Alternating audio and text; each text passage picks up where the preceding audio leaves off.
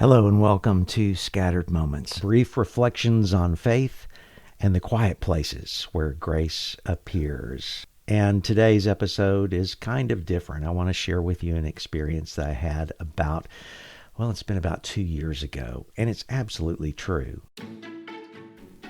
I checked into this hotel in Louisiana.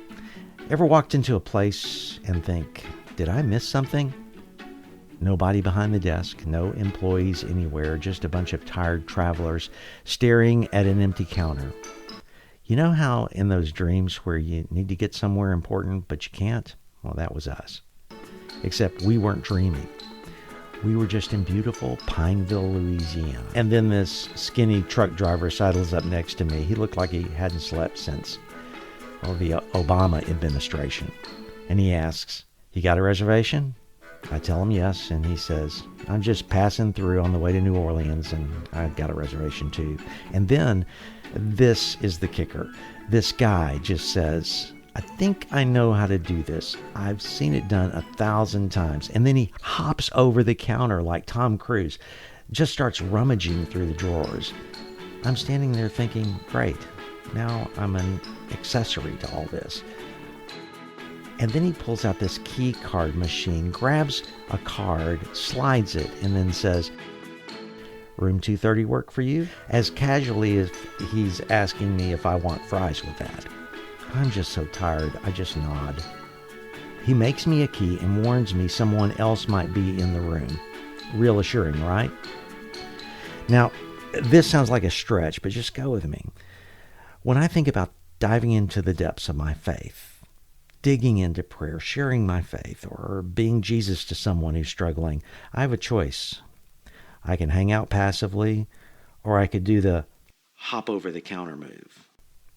I don't often do that because I have this strong imposter syndrome.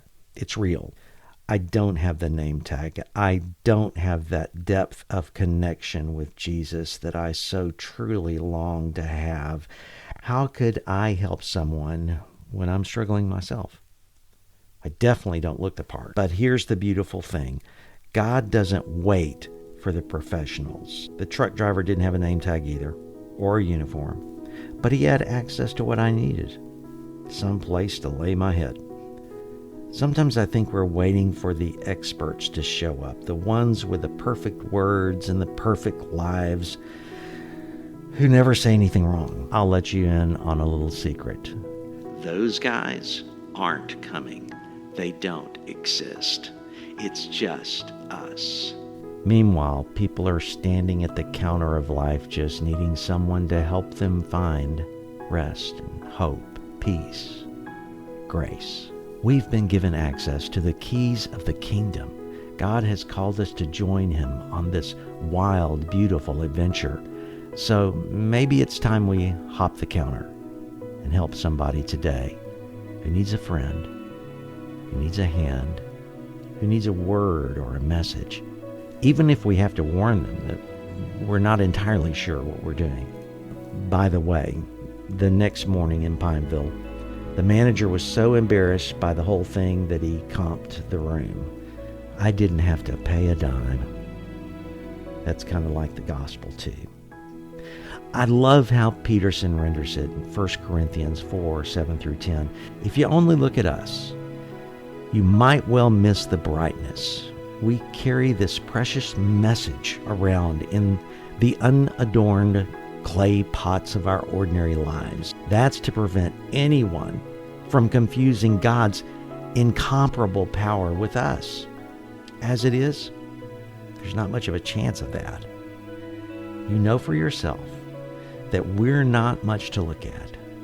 We've been surrounded and battered by troubles, but we're not demoralized. We're not sure what to do, but we know that God knows what to do.